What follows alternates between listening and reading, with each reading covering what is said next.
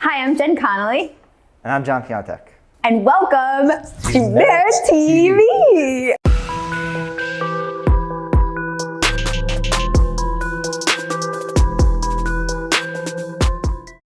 In 2018, academic institutions delivered over 1 million stories to the media through Merit. 1,692, to be exact. As you know, when you log into Merit, all you have to do is compose your story, pick your distribution networks, and Merit takes care of the rest. But what you don't have eyes on is what happens behind the scenes to get all of the stories you send to the media outlets across the nation reliably and accurately. So we're here to give you a little look under the hood and tell you a little bit more about how our media database works and how we keep it up to date. So what we did is we scanned our help desk and we surveyed the client success team here at Merit to get the most frequently asked questions about the Merit media database. And we chose about 4 of them that we're gonna talk about, and they're your most asked questions. Should we get to the first question, Jen? Let's do that. Let's not waste any time. Okay, so our first question is, with all of the dramatic changes to the media landscape, how do you keep your media database up to date with staff turnover and media consolidation? It's a really good question. I actually had no idea what the answer was. So we gathered our editorial team and we interviewed them to kind of get to the bottom of how they're vetting and maintaining the database. And what we heard, or what we learned, was they employ 2 strategies. One is reactive, the other is proactive. So I want to start first with their reactive approach to maintaining the database. How they do that is they're actually scanning every single day for bounces from the media. So they're making sure that those emails are getting to the media. If there are any bounces, they immediately investigate and then they take the measure to update the database. So that's one way. The other is they're checking our news wire. So the emails that we send to the media, we're checking that. We're seeing if there's any changes that need to be made. The media will reach out and contact us, and then we update that way. The next is from our clients. Believe it or not, you're communicating with us on a daily basis, asking us to investigate or letting us know about changes that you know of in your area, and we make those updates that day. And I guess the fourth would be checking postal codes. The team receives contact information, postal code information directly from the media themselves, so they're in direct contact with us. Yeah, that's correct. We actually get a lot of direct feedback directly from the media themselves, and the channel in which we get a lot of this feedback is through something we call the media portal, which is a free account that we have set up for all the members of the media in our distribution network, and they can do a number of cool things there. So they can log into their account, they can see a record of every press release that we've ever sent to them. They can download any photo attachments that are included with those press releases. They can download the student lists that accompany them, and they can also use a form to reach out to us directly to correct things like their media contact information, who we're sending stories to, as well as the set of postal codes that are on file for their particular newspaper. Yeah, and I think being able to download the list of students is really key too, because then they can use that student data in the way that they publish information. So I think that's a really great feature in the media portal. Yeah, they can actually get the spreadsheet that was used, download the list of students, sort it by name or hometown, or use it however they want. Yeah, and so that's our reactive approach. The proactive approach is actually where we get ahead of any changes in the media database. And there's a few ways we do that. Every single day, our team is scanning a bunch of news sources, newsletters, that they're subscribing to kind of look for any changes to the media database. If a media outlet is consolidating, if reporters are taking on new beats, if there's a turnover in staff, they're checking this out. We also have a team member that is dedicated into going state by state, media outlet by media outlet, where we have the greatest concentration of students, and making sure that we have the right contact information. And that's happening every day as well. So we're getting really granular, we're getting ahead of any changes, and we're making those updates in real time every day. That's right. Yeah, it's awesome. Our team's working so hard. They're kind of like the unsung heroes, I think, of Merit, kind of the secret sauce behind it. So I thought that was really awesome to learn. So next question I have right here. Some of our clients are asking, how do you guarantee the right stories get to the right newspapers? I mean, we're dealing with millions of students and millions of stories going to all sorts of media outlets that cover multiple zip codes. How is that happening? Sure. It's a simple question, but it's a common question, and the answer is really postal codes. So one of the things that we're always asking you for when you upload your student lists into Merit is to make sure that you have their hometown postal codes. And the reason for this is because we've surveyed all of the newspapers and media outlets in our database and asked them what postal codes are part of your coverage area. So when you upload your student list into Merit, we use those two pieces of information to match up the students, match their hometowns up with the coverage areas of the various newspapers.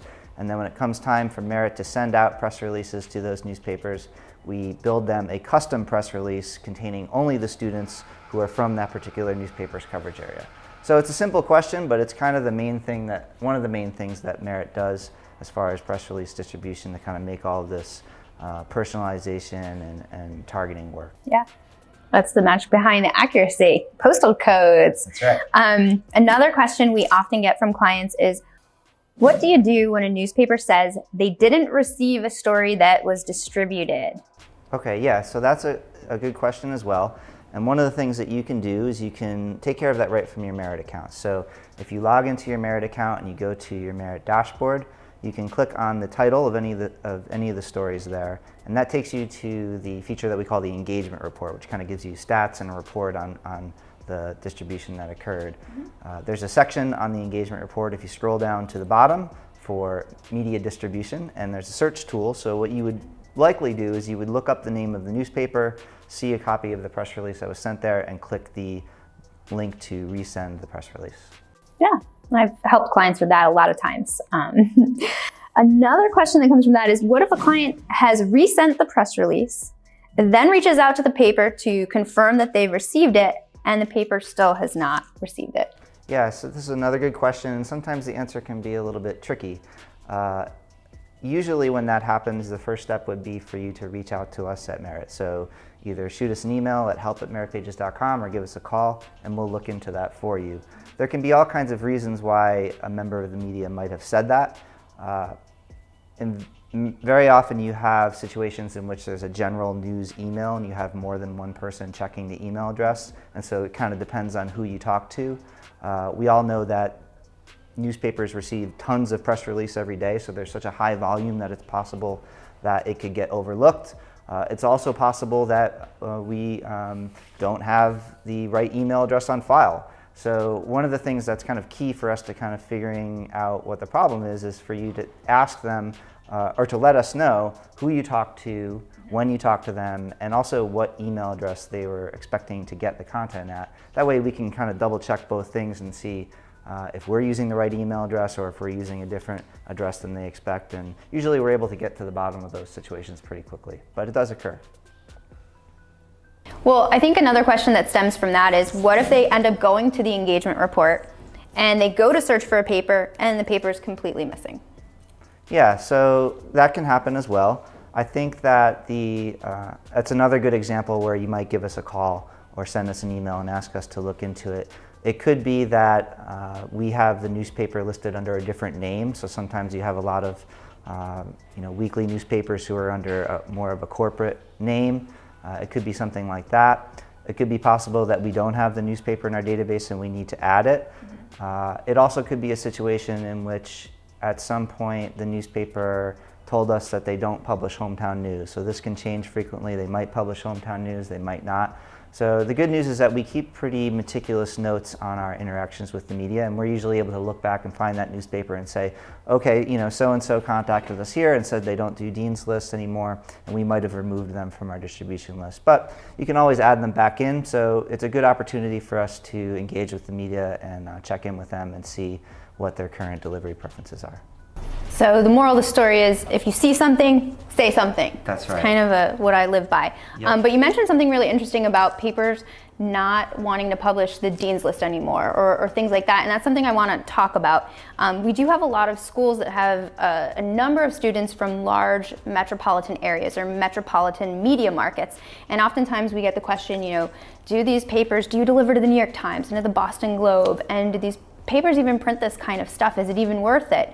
And I think there's a lot of misconception, from what I understand from the editorial team. There's a misconception about delivering to these markets.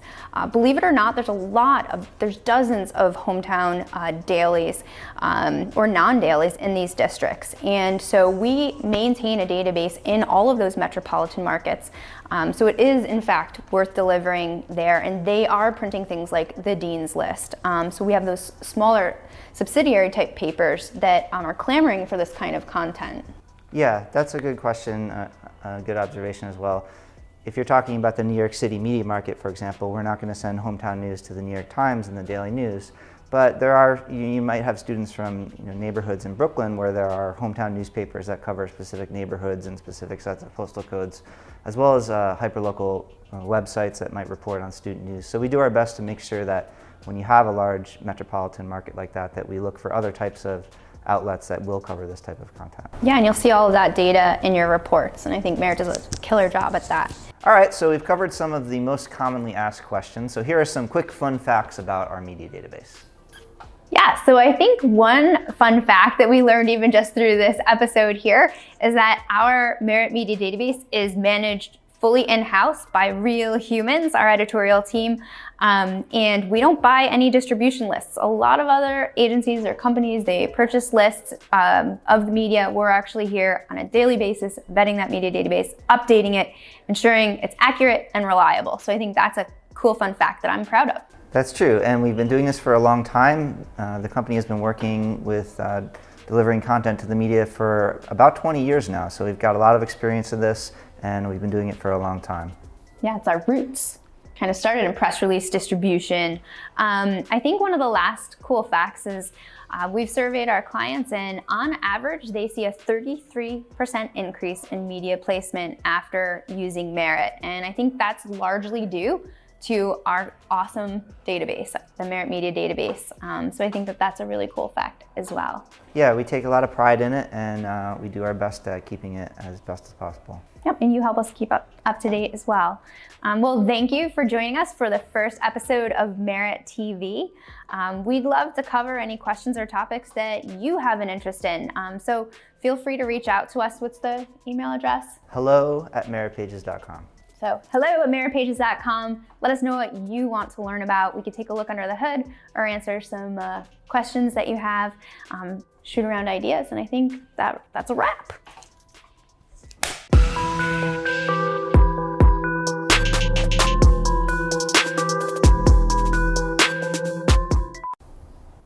Hi. Hi. Yeah, so how do you guys do? Hi, I'm John Piantek, Director of User Experience. All right, I'll start. Just for an intro. I'm a drummer. I should be able to do this, Yeah. Just lowering the temperature even further down into the gutter. Hi, I'm John Piantek. I'm the Director of Experience here at Merit. You direct the experience? Which experience? What did I say? Hi, I'm John Piantek. I'm the Director of User Experience here at Merit. And I'm John Piantek, Director of User Experience here at Merit. No. Okay, I'm Jen Connolly. No. I get it right every time. Hi, I'm Jen Connolly. I'm the Norman Skiller's #1 fan. Second only to being #1 fan of Black Fox River Project. This is the drummer. How did it start? I want my MTV. Yeah.